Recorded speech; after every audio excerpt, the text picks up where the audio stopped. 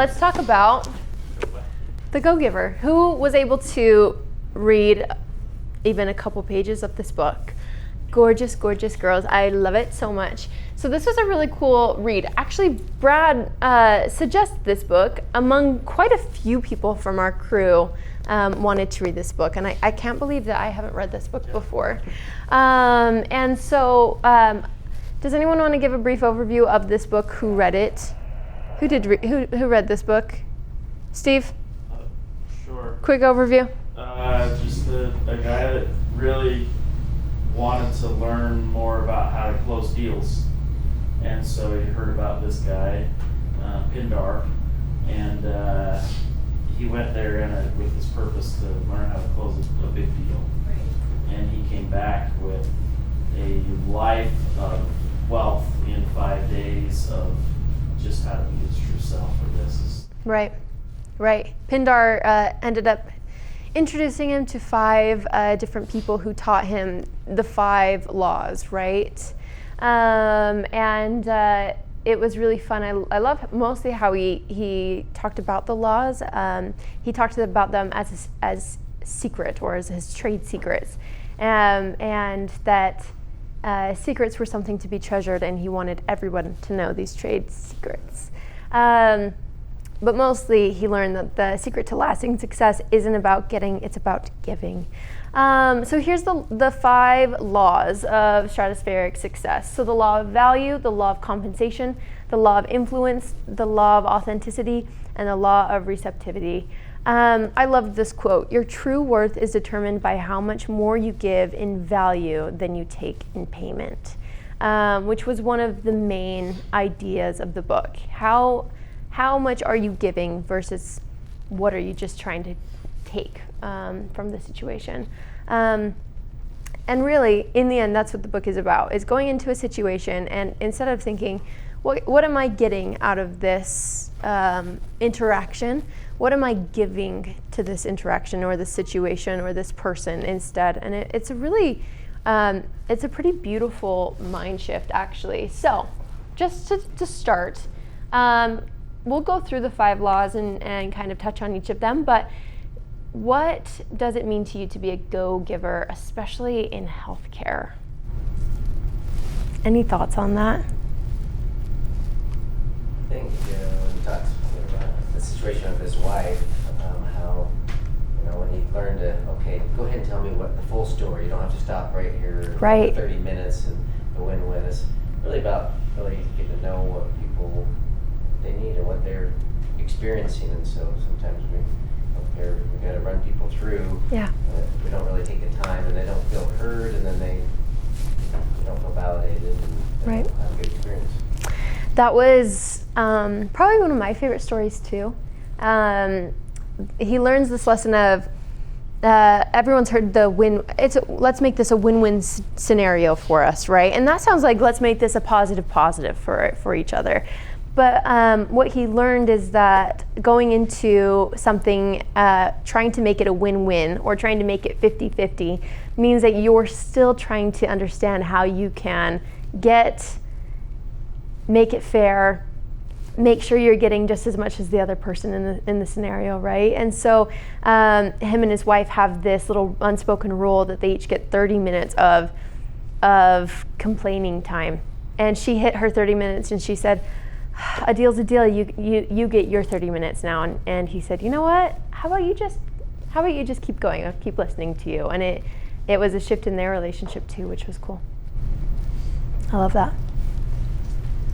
I love the term the go-giver, because it starts with like we're going. Yeah. We're actually doing something and we're constantly giving. And I love how the book it balances this win-win principle of. I worked with a hospital, and it was an outpatient clinic, and all the therapists, if you've met any therapists, they're just like the most giving people around, almost on the side of like way too much. In this hospital I worked at, these clinicians, these PTs, they all wanted to treat 1 patient per hour, and they wanted to do most of them pro bono too. And they just wanted to give, and it was like this like overabundance of giving, but not receiving as well. And I love book is it's a balance, right? It's not, we're giving to completely give, but you have to receive too. It's the law of receptivity, right?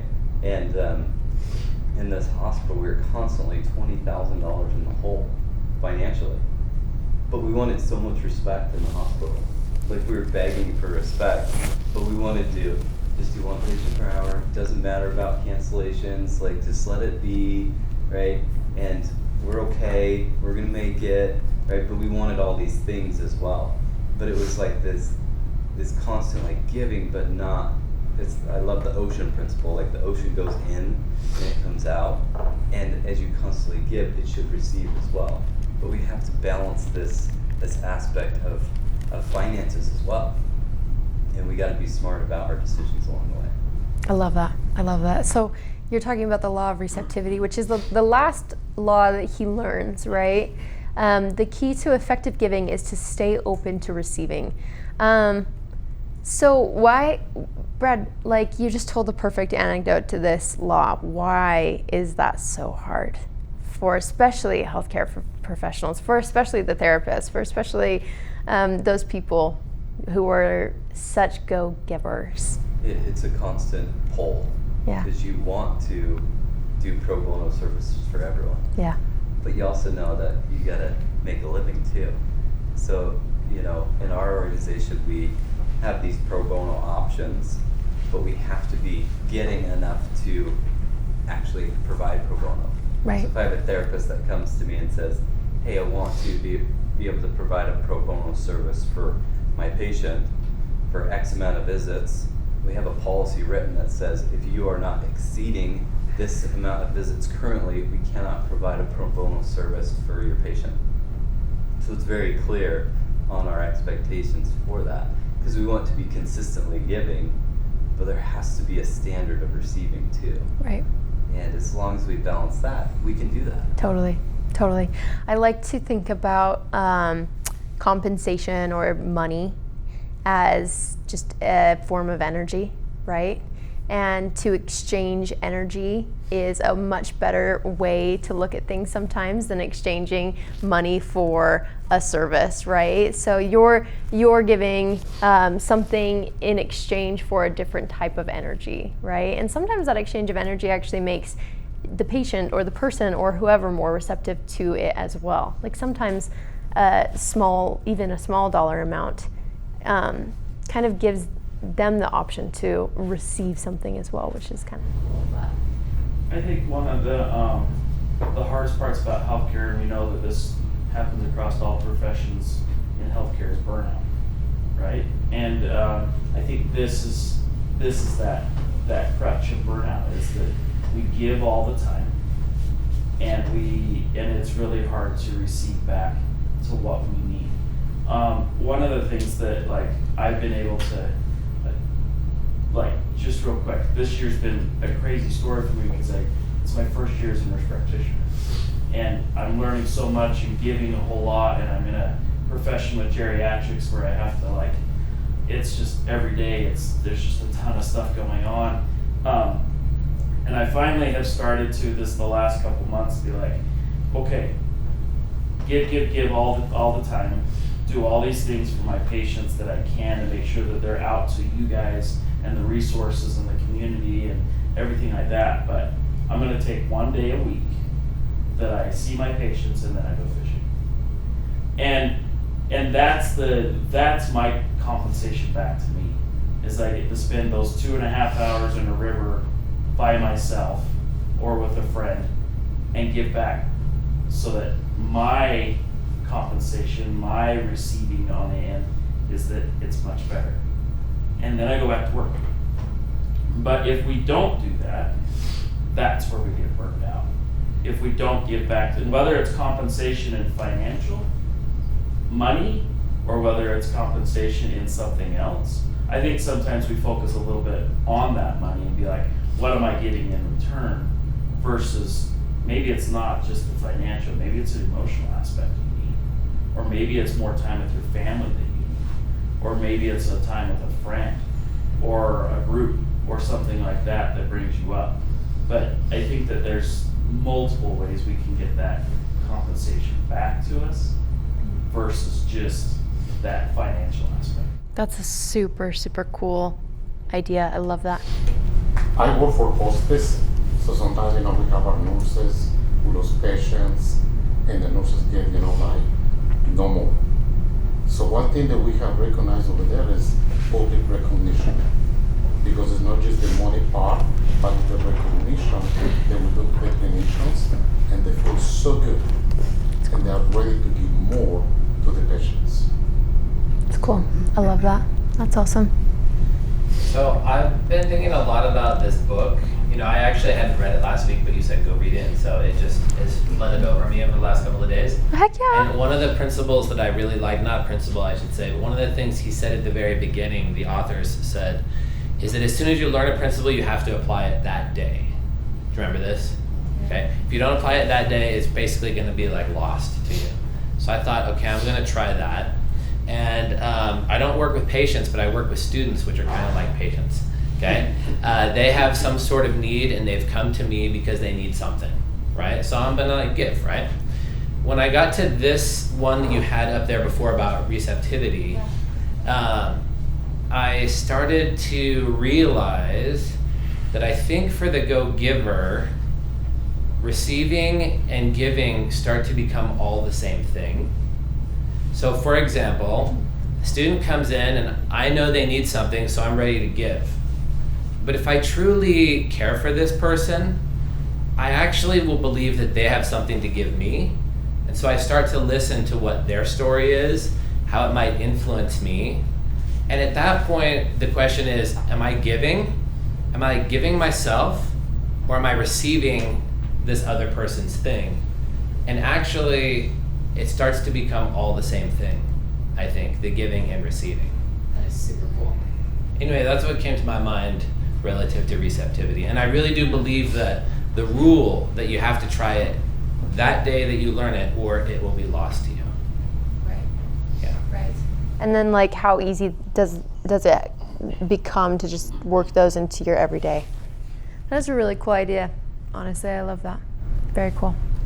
I had an experience yesterday. My office manager saw that I was really busy, and she saw I didn't eat lunch, and she texted me and said, "Hey, I'm picking up a smoothie. Do you want one?"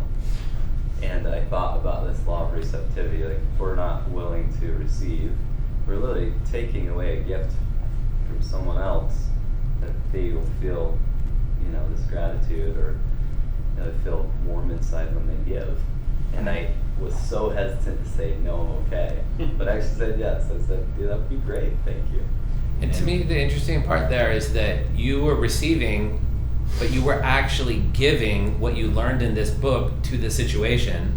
You see, this is like so strange. Even Joe at the end of his story, like the big client calls him and he's like, "Hey, I got this, we need to, whatever it is, figure out the coffee distribution." I can't remember the story exactly, right? But on the one hand, Joe may be thinking, "Hey, I'm receiving this big job that's coming this way," but the big client on the other end was like, "I got a guy who can help us," and now he's trying to, he is waiting for Joe to give. That's sort of like strange how that works, but I think that's woven throughout the whole story. Right. It's a lesson that we, I honestly think it is one of the most important lessons for this group of this book. I think there's a lot of beautiful lessons in this book, but this law specifically, I think is so important for this group, just because we're in the business of giving, and without that lack of receiving, it does kind of close you off and make you less open to the service that you're providing too, which is really interesting. I mean, I think maybe it's just me, but like our moms had to teach us how to receive a gift at one point, right? Like she had to say like, "Hey, you open it, you look the person in the eye, you know that they gave this to you for a reason. It's less about the gift, it's more about that interaction happening." Like she had to teach you at one point how to receive a gift, and I think that this is exactly what you guys are saying, which is cool. Let's run to the law of value. Wait, did we already talk about this one? No, we didn't. We're kind of talking about them all. The law of value. Give more in value than you take in payment. This one kind of makes me laugh when I'm looking at all of your faces, because I know that what you're giving in value is so much more than you're taking in payment. But to our patients, maybe from their perspective, what does value mean in a clinical setting? I think for our patients, time is value. In a surgical setting, certainly they experience the surgical practice as the highest, greatest value you can bring. And go to a surgeon because we need somebody who specializes in that. But if it's in non-surgical, they want your experience, your expertise, your opinion, even if Google has told them what it is. And that's the thing that they want, and oftentimes that's the piece where we can give the most value. I remember a patient, and we hear these things about other providers. Every one of us in our situation will hear a story about another provider not measuring up for whatever that is. And I remember a patient once telling me about an orthopedic surgeon who said, man, their office is super busy and they're, this and that. He said, but when he was with me, he was locked in. Like I had maybe only 15 minutes, but the 15 minutes that he was there, like he was there. And that's the piece I try to do, even if this thing is in my pocket, and I use this a lot to display anatomy on the televisions we have in the room so I can explain things. And oftentimes I have to apologize for taking it out because I just want to be present. And that's the hard part, especially in our world where our laptops are using AI and they're transcribing and we're taking notes and we're bringing chart notes in and all these things. Like, how do I maintain that presence with the patient so that they know that I'm here, I'm listening, whatever that is. And so for me, and that probably just reflects my biggest goal, the one piece in my life that is diminishing rapidly is time. And so for me, time has the most value. And it's the one thing that I can give to my patient is that value. So for us, that's it. Yeah. Grandpa Snow, you have so much time. But I love that. You Just saying. The But yeah. hourglass is flipped the other way. Yeah, absolutely. Especially in those, really quick interactions. I mean, you probably see 80 people a day that you have to give that attention to. Dallin put together a really cool video for the conference where you say something very similar. You like hold up your phone and you're like, this gets in my way, and I think it really does sometimes have the opportunity to connect us and also get in the biggest way.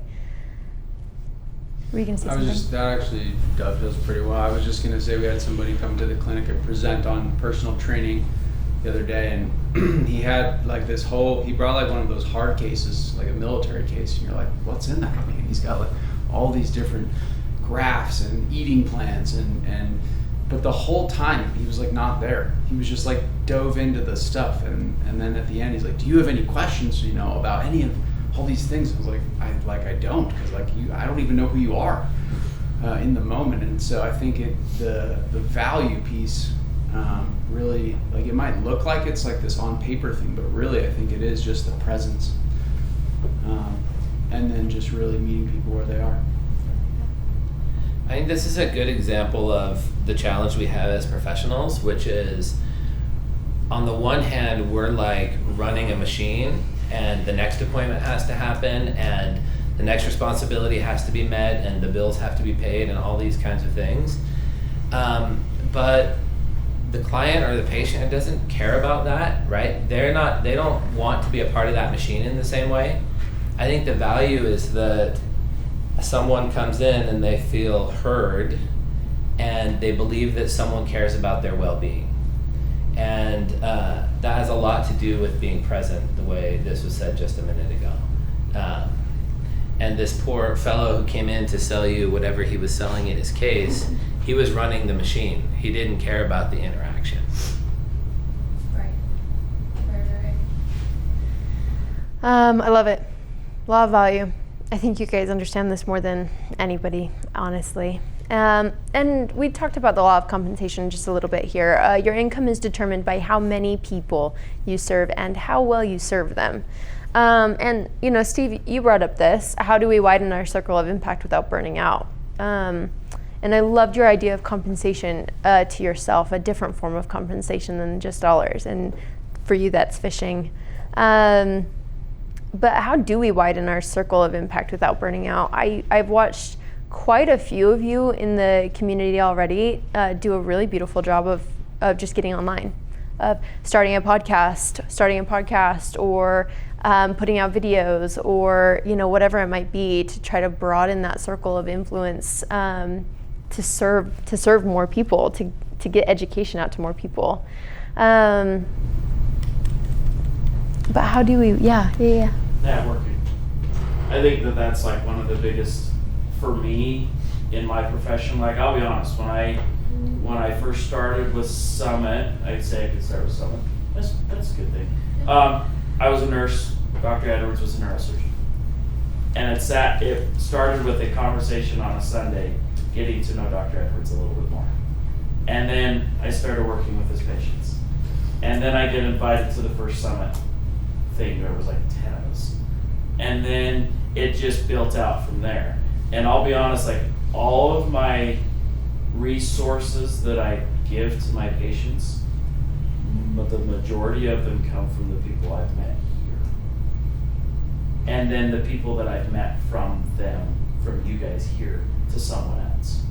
And so, like, broadening that network, making sure that, because I'm not a physical therapist, but I know a heck of a lot of good physical therapists that I trust, that I can send my patients to, that I want to send my patients to, or neurosurgeons, or orthopedic surgeons, or whoever I need to send them to. And if I don't know somebody, I'll ask somebody that knows somebody that goes from there to go there. And I think that's like, if we can do that, like I said, the valuable time, the time is valuable to our patients. But also, what I've learned is that if you know somebody and you trust somebody and you have experience with them, that's valuable to our patients too, because they don't know. There's so many out there, they just don't know. And so if we can give them just that little bit of nudge to be like, hey, I got a guy in Vineyard. He's got a great clinic. Matt's there. Go ask him. If Matt doesn't know, Matt's going to send you somewhere else. But I trust Matt to send my patient, to take care of my patient, Right. Send them somewhere else. And I think that last part is really valuable. And he actually gave an example of a referral in the book, where he couldn't meet the client's needs, and so he said, you know what?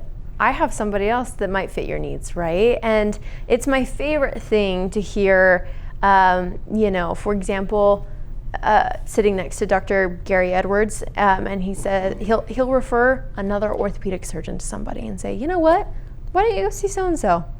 And it's always a little shocking, but I think that it's really powerful to include other people in your circle of knowledge as well, and that's giving, and in its own way too. So. Well, the book doesn't really come out and say it, but it's really using the underlying principle of the law of abundance. There's a scarcity and abundance, and basically say is you recognize there's plenty out there for everybody. Let's just all share. Everybody's gonna win if we can help each other out and get people to the right place and right. what they need. Maybe better than what you offer or whatever. Let's get them where they need, and it all comes around. Right. The more you kind of, no, it's all about business. Sometimes you feel like it's right about opening up. There's enough to go around for everybody. Oh yeah. In fact, there's too much. Like, we have an underserved population out there, and as long as we're all willing to come to this table and show up and say, how can we all make sure that those patients are served, that this community is served, I think that's the biggest thing. So I love that. Well, on that, you said there's an abundance. He mentions in the book that if he pushes a referral to somebody, it always comes back. Because the next time that person's going to be like, oh wait, I may not have time, or something's going on, but hey, Jim will help you out. Like, it always comes back to you, which I thought, and that was really hit in the book a lot. But I think it's true. It always will come back. Right. My favorite thing to notice when someone does me a favor, and I'm just going to look like at a referral as a favor, but if someone does me good or does a favor for me, I like to respond with, you would, or even in the opposite. I do you a favor, Steve. I like to respond and say, you would do the same for me, because I know you would, and I really love to do something for someone, get a smoothie for somebody, because you would give her a smoothie in a heartbeat, right? You would love to pick up a smoothie for your team, right? So anyway, I saw somebody. At first, I wasn't totally satisfied with this law because I read it as reach the maximum number of people you could possibly reach. And actually, I think it's challenging us to be slightly more thoughtful about that, which is to find the right balance of how many you can reach and serve well at the same time. Totally. I love that. Okay, guess what? I was worried that we weren't going to have enough to talk about with this book, and here we are at the end of book club. Really quick, the law of influence. Your influence is determined by how abundantly you place other people's interests first. I just love that quote. I love the idea that your giving can influence other people to give and receive and build trust in the community and with people around you. The law of authenticity, the most valuable gift you can offer is yourself, which is kind of what we talked about, right? In the room, that's the most valuable piece is you, your brain, your expertise, your knowledge. Go-givers give exceptional value. Go-givers serve others. Go-givers are authentic. Go-givers stay open to receiving. And again, he puts all of these laws into place every single day. So just like a little push, what's one small way you can embody one of these laws this week, especially as we go up to Sundance together, especially as all of a sudden there's all of us in one room trying to do this. How can we give? How can we receive this weekend? Being a go-giver is not about self-sacrifice. It's about purpose-driven connection. Thank you, guys. See you at the conference.